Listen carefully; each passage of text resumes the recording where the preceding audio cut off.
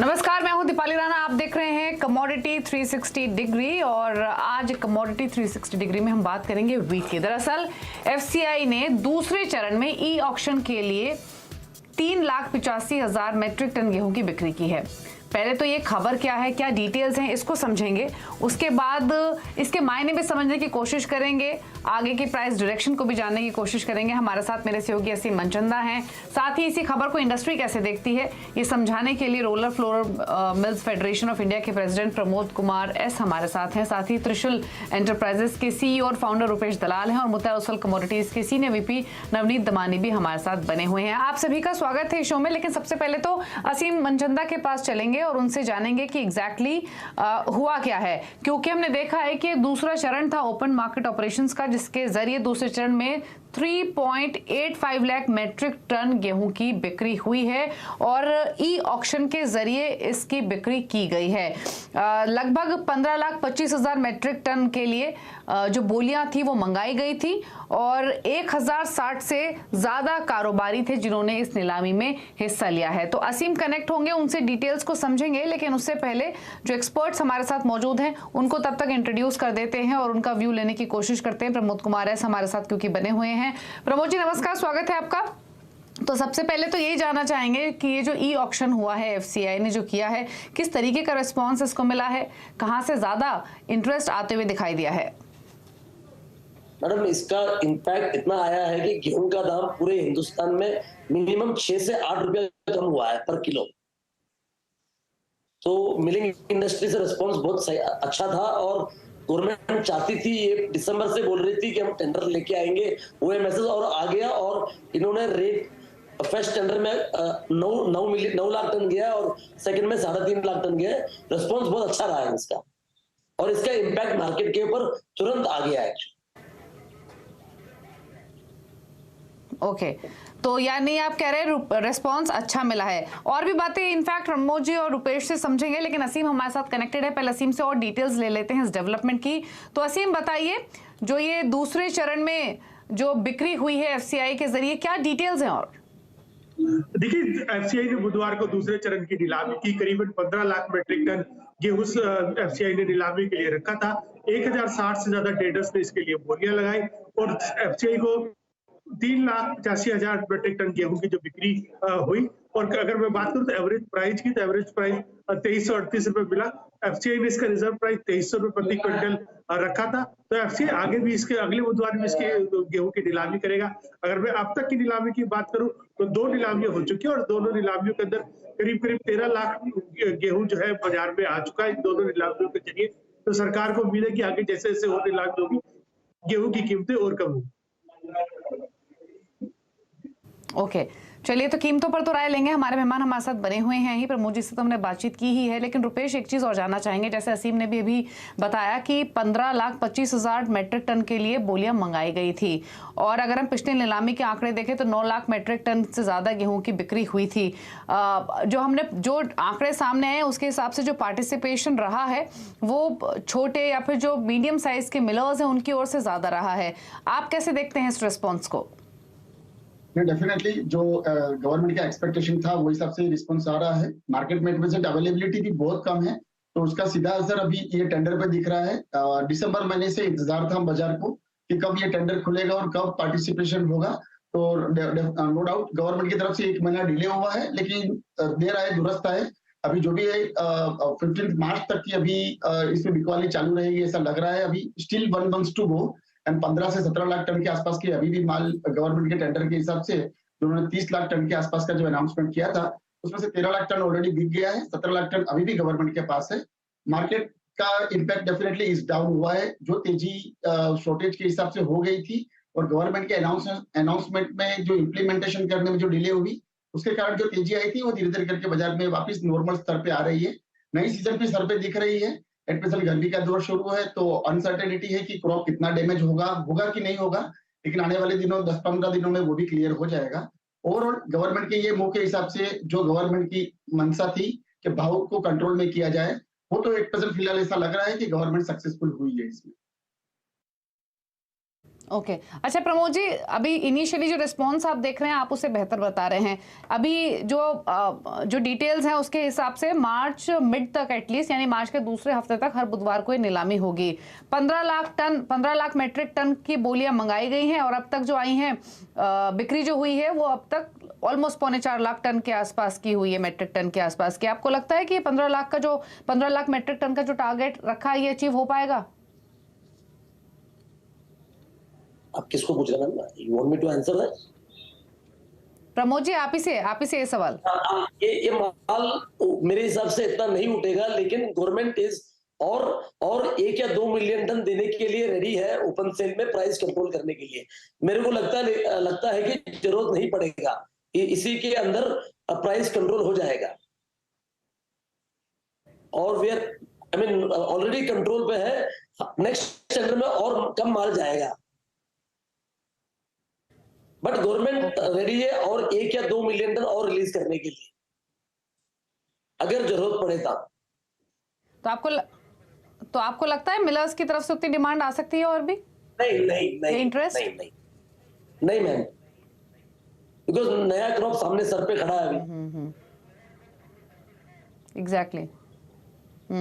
अच्छा रुपेश जी एक चीज और बताइए, अगर हम भाव भी देखें तो लगभग जो अब तक डिटेल्स है उसके मुताबिक 2338 रुपए प्रति क्विंटल के औसत भाव पर बोलियां आई हैं और जो रिजर्व प्राइस एफसीआई ने रखा था वो 2350 रुपए प्रति क्विंटल रखा था।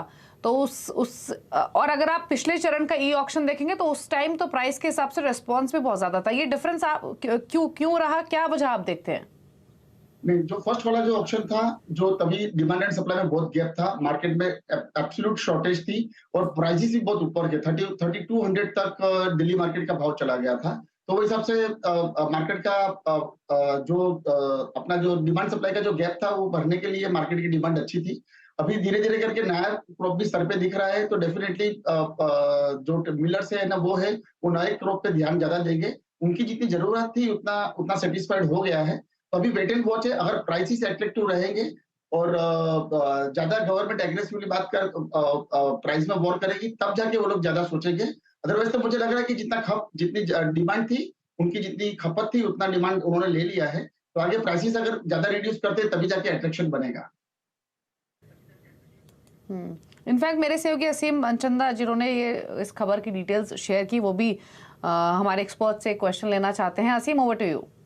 दीपाली में आपको ये बताना चाह रहा था कि जो एफसीआई ने ये गेहूं की बिक्री करी है ये लो क्वालिटी का गेहूं था, खासतौर पर जो फेयर क्वालिटी का गेहूं है उसकी कीमत 2350 रुपए प्रति क्विंटल रखी गई थी और ये जो थोड़ा सा जो लो ग्रेड क्वालिटी का गेहूं होता है जिसकी कीमत 2300 रुपए प्रति क्विंटल रखी गई थी। तो इसीलिए आपको देख रहा होगा कि ये डिफरेंस आ रहा है, 2338 रुपए का एवरेज रेट आ रहा है। वो ये कारण है कि और खासतौर पे कि लोग इस ज्यादा जो व्यापारी है वो इस क्वालिटी के ग्रेड के लिए ज्यादा इंटरेस्टेड भी नहीं है। और दूसरा ये भी फैक्टर है कि अब नई फसल भी बाजार में आने शुरू हो गई है, तो लोग चाह रहे हैं कि वहां पर ज्यादा खरीदारी करें, नई फसल को ज्यादा खरीदे। तो ये दो फैक्टर हैं जिसकी वजह से बिक्री थोड़ी सी कम हमको देखने को मिली है, क्योंकि पिछली बार नीलामी में काफी लोग कमी देखने को मिल रही थी, तो 9 लाख मीट्रिक टन के आसपास गेहूं की रिकॉर्ड बिक्री हुई थी। इस बार 3,50,000 टन के आसपास की गेहूं की बिक्री देखने को मिली है। तो उम्मीद यही है कि नई फसल आएगी तब तक एफसीआई धीरे धीरे निकालेगा।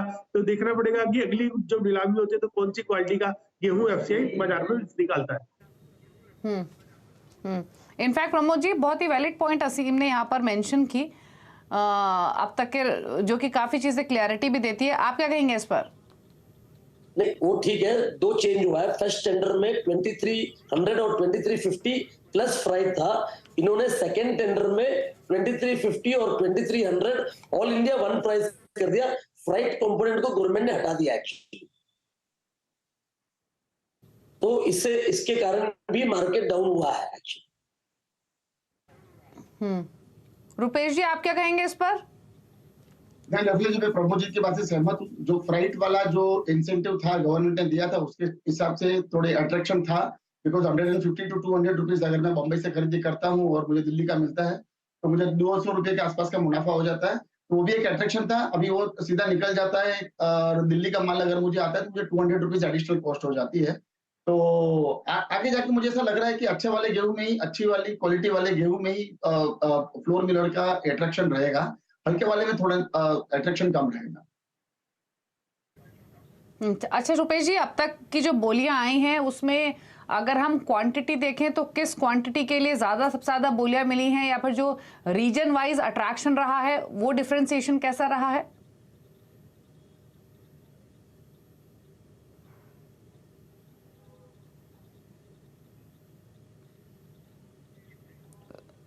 रुपेश, आपसे था ये सवाल। हाँ, अभी जो अच्छे वाली क्वालिटी के लिए जो पर्टिकुलरली मिलबर जो फ्लोर मिल्स जो यूज करते हैं वो मिलबर क्वालिटी का ज्यादा कंजम्पशन रहता है। वो हिसाब से जो एफसीआई की जो अच्छे वाली जो मिलबर क्वालिटी हुई है उसके लिए डिमांड अच्छी थी और आगे भी उसके लिए ही डिमांड रहेगी। Price was attractive. 2350 2360 का जो भाव है वो एट प्रेजेंट जो बाजार भाव चल रहे हैं वो हिसाब से अट्रैक्टिव है। लेकिन आने वाले दिनों में जो नई सीजन का जो प्रेशर है, नई सीजन की क्वालिटी का, तो डेफिनेटली अगर ज्यादा 25 से 50 रुपए के आसपास की रेंज रहेगी तभी जाके वो लोग फ्लोर मिल वाले एफसीआई के बीट में जाएंगे। अदरवाइज वो लोग डेफिनेटली ओपन मार्केट में जाना ज्यादा पसंद करेंगे। ओके नवनीत, आपने हमारे दोनों एक्सपर्ट्स को भी सुना, असीम ने भी काफी इंपॉर्टेंट डिटेल्स शेयर की। कई सारे पहलू हैं इनफैक्ट इस ऑक्शन के, एक तरफ प्राइसिंग, दूसरी तरफ क्वालिटी, तीसरी तरफ नया माल भी जल्द मार्केट में होगा। आप कैसे देखते हैं इस पूरी डेवलपमेंट को?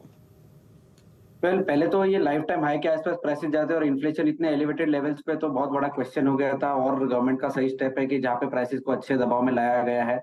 और 33-34 रुपए जो फिजिकल मार्केट में दिल्ली में हम भाव देख रहे थे वो कोलैप्स होकर लगभग 25-26 रुपए के रेंज में आ चुका है। क्वालिटी का इश्यू तो खैर मैं इस पे थोड़ा सा कमेंट नहीं कर पाऊंगा और वो चेक करना बाकी है मुझे। बट नया माल का जो आवत है वो मुझे लगता है कि अगले महीने ऑनवर्ड्स एमपी का माल और अप्रैल ऑनवर्ड्स आपको हरियाणा, दिल्ली, पंजाब या बेल्ट का माल आने लगेगा, जिसकी वजह से प्राइसेस में नेचुरल प्रभाव से एक दबाव देखने मिल सकता है। तो मेरे हिसाब से अच्छा पहल स्टेप है, और उसके साथ साथ में इन्फ्लेशन कंट्रोल करने के लिए या एक राहत देने के लिए एक काफी अच्छा स्टेप हो सकता है ये गोइंग फॉरवर्ड। ओके अच्छा, प्राइसिंग पर तो हम आगे बातचीत करेंगे, लेकिन प्रमोद जी, नई आवक को लेकर फिलहाल के नंबर्स कैसे दिख रहे हैं? अराइवल्स को लेकर क्या एक्सपेक्टेशंस हैं और कब तक एक्सपेक्ट करें?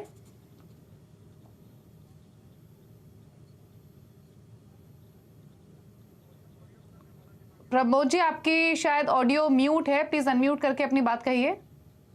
ऑलरेडी नया गेहूं का आवक महाराष्ट्र, गुजरात और एमपी में चालू हो गया है, और महाराष्ट्र से हमारे बैंगलोर की फैक्ट्री में पहुंच भी गया माल ऑलरेडी।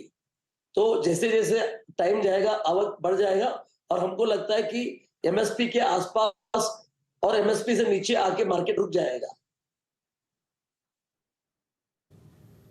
और गेहूं का क्रॉप हमको लगता है इस साल ठीक रहेगा।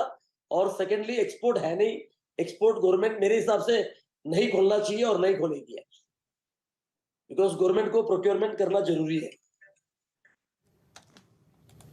ओके हालांकि वीट एक्सपोर्ट को लेकर थोड़ी अटकलें तो शुरू हुई हैं, ऑल्दो तमाम कम्युनिटी एनालिस्ट लॉबी का कहना यही है कि शायद वीट एक्सपोर्ट को तो टिल मई तक तो शायद अप्रूवल नहीं मिलेगा। इनफैक्ट इस फ्रंट पे रुपेश जी के भी कमेंट्स ले लेते हैं। रुपेश, आपका क्या व्यू है? तो मुझे लग रहा है कि 15 अप्रैल तक गवर्नमेंट वेट एंड वॉच करेगी अराइवल्स कैसे हो रही है। अभी जो सडनली क्लाइमेट चेंज हुआ है, जो गर्मी का पारा सडनली बढ़ गया है, उसके कारण उसका इम्पैक्ट होगा कि नहीं होगा, क्योंकि अभी अगर गेहूं बहुत सेंसिटिव कमोडिटी है, पॉलिटिकली भी बहुत सेंसिटिव कमोडिटी है। 2024 के इलेक्शन मद्देनजर रखते हुए मुझे ऐसा लग रहा है कि गवर्नमेंट कोई भी ऐसा रिस्क लेना नहीं चाहेगी जिससे गेहूं के प्राइस पे पॉजिटिव असर हो, मतलब भाव में तेजी आ जाए, अननेसेसरीली तेजी आ जाए। तो वेट एंड वॉच करेगी एक बार 15 मई तक। तो एटलीस्ट मुझे ऐसा लग रहा है कि कोई अनाउंसमेंट नहीं आना चाहिए एक्सपोर्ट के लिए। ओके ठीक है, तो 15 अप्रैल के बाद धीरे धीरे क्लैरिटी आएगी। खैर so far wheat export not in cards, ये लाइकली सिचुएशन लगती है, बाकी आगे पता लगेगा। लेकिन हाँ, प्राइसेस को कंट्रोल करने के लिए जो रिकॉर्ड हाइस पर पहुंच गए थे वीट के, आटे के, इसलिए ये स्टेप्स लिए जा रहे हैं। फूड सेक्रेटरी ने काफ़ी बार इनफैक्ट ये कहा भी है कि वो स्टेप्स लेंगे, ओपन मार्केट ऑपरेशंस भी उसी के तहत आते हैं। प्रमोद जी और असीम, आप दोनों का शुक्रिया शो में आने के लिए। असीम ने खबर बताई, प्रमोद जी ने एनालिसिस भी किया। एक ब्रेक के लिए रुक रहे हैं, ब्रेक के उस पर रुपेश जी, नवनीत हमारे साथ बने हुए हैं। एग्जैक्टली प्राइस पर स्ट्रैटेजी समझने की कोशिश करेंगे, प्राइस डायरेक्शन पर व्यू लेंगे। एक ब्रेक के बाद जल्द वापस आते हैं।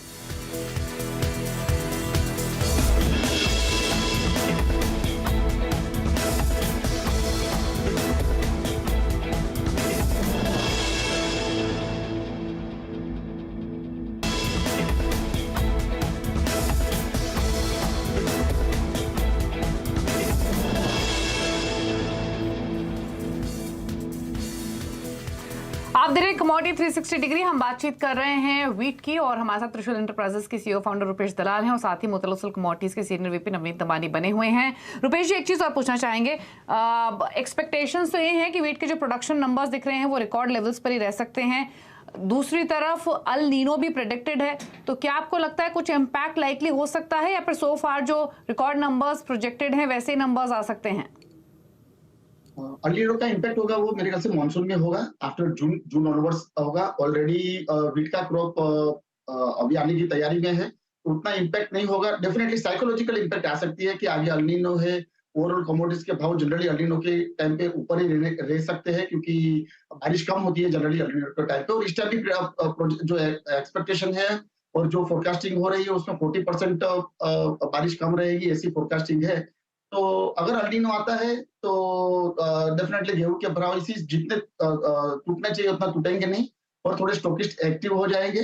और अभी बाजार में खबर भी ऐसी आ रही है कि अगर गवर्नमेंट अभी से ही स्टॉक लिमिट के साथ में टाइम लिमिट भी लाने वाला है, तो ये सब स्टेप से मार्केट में आ रहे हैं, तो स्टॉकिस्ट भी थोड़े घबराहट से ही बाइंग करेगा। तो ओवरऑल उतना तेजी दिख नहीं रही है क्रॉप को देख के, लेकिन अल नीनो आता है तो मुझे लग रहा है कि भाव उतने नीचे नहीं जाने चाहिए।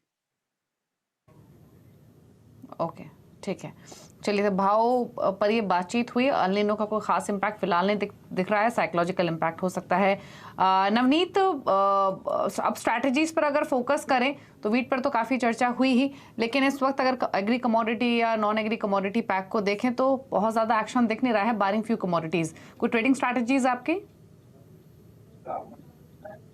पर मुझे लगता है कि लास्ट 2-3 दिनों में हमने गोल्ड में काफी ऊपर देखी और ऊपर के लेवल पे सस्टेन होना थोड़ा सा डिफिकल्ट हो रहा है और यहाँ पे सेलिंग गहराती जा रही है। 1910 का स्तर अगले 1-2 दिनों में मुझे लगता है कि 1810 का स्तर आपको देखने मिल सकता है कॉमिक्स पे, और वही डोमेस्टिक 350 के आसपास सेल करने की स्ट्रेटेजी रहेगी। 56,600 का आप स्टॉप लगाइए, 55,900 तक के टारगेट देखने मिल सकते हैं। साथ ही साथ दूसरी कमोडिटी रहेगी क्रूड ऑयल, जहां पे हम लास्ट 2-3 दिनों में एक कंसोलिडेशन का माहौल देख रहे हैं और ऊपरी लेवल पे एक दबाव बनता हुआ नजर आ रहा है। 6600 का स्तर निकालना काफी डिफिकल्ट हो रहा है क्रूड ऑयल प्राइसेस के लिए, तो वही स्टॉप लॉस मेंटेन करते हुए करंट भाव के आसपास बेचिए। 6400 के नीचे के टारगेट बहुत जल्द देखने मिल सकते हैं। ओके, ठीक है। रुपेश, आपकी रिकमेंडेशंस? एग्री कमोडिटीज के उसमें देखें तो मुझे ऐसा लग रहा है कि कैस्टर सीड एट 6,800-900 चल रहा है मार्च वाला future, because February already staggered period में चला गया है, तो 7,000 के ऊपर उसको बेचना चाहिए। आगे मुझे लग रहा है 15 to 20 ट्रेडिंग सेशन में अप्रोक्सीमेटली 6,500 का लेवल दिख सकता है। ओके, चलिए, तो ये स्ट्रैटेजीज हैं आपके लिए कैस्टर सीड पर, जहां पर 6,800 के मौजूदा लेवल्स देखने को मिल रहे हैं। बाकी अगर आज के सेशन में बाकी कमोडिटीज़ को देखेंगे तो ग्वारगम पर तो हमने बातचीत की ही थी पहले भी। ग्वारगम में एक्शन तेजी का बना हुआ है। ग्वार सीट ऑल्दो आपको फ्लैट ट्रेड करते हुए दिखाई देगा। स्पाइसेस में थोड़ा सा दबाव है। क्या व्यू आपका ग्वार पैक पर और स्पाइसेस के पैक पर, नवनीत? वेल, एग्री कमोडिटीज में मेरा कुछ खास कवरेज नहीं है तो मैं क्वेश्चन स्किप करना चाहूंगा। रुपेश, आपके कमेंट्स? गवार सीट में मुझे लग रहा है अभी भी फंडामेंटल्स तेजी के बरकरार है, उसमें तेजी में रह सकते हैं। कल जो ऊपर का स्पाइक दिखा था 4% दिखा था, आज इतना मोमेंटम नहीं बढ़ा, ऊपर के भाव से थोड़ी बिकवाली आ गई, लेकिन अगेन 5,850 5,900 के लेवल में अगेन बाई कर सकते हैं। रॉक बॉटम मुझे ऐसा लग रहा है 5,700 है, 5 से 6 बार वहां से बाजार घूम गया है, तो 5,700 का अगर टूटता है तो फिर आगे की मंदी के लिए सोचना चाहिए। तब तक तो मुझे ऐसा लग रहा है गवार सीड और गवार गम दोनों काउंटर तेजी में ही है। स्पाइसी की बात करें तो मुझे लग रहा है कि टर्मरिक जो है वो अगेन बहुत वन साइड टूटा हुआ है। अगर प्रेजेंट लेवल से मार्च अप्रैल वाला फ्यूचर 100-200 रुपया और टूटता है तो उसमें बाइंग अपॉर्चुनिटी बन सकती है। ओके, ठीक है। चलिए, तो ये स्ट्रैटेजीज हैं आपके लिए स्पाइसेस के पैक पर। शुक्रिया आपका नवनीत और रुपेश दोनों का ही आने के लिए शो में अपने व्यूज़ देने के लिए, स्ट्रैटेजीज बताने के लिए। इसी के साथ एक ब्रेक के उस पर भी खबरें जारी CNBC आवाज़ पर। नमस्कार।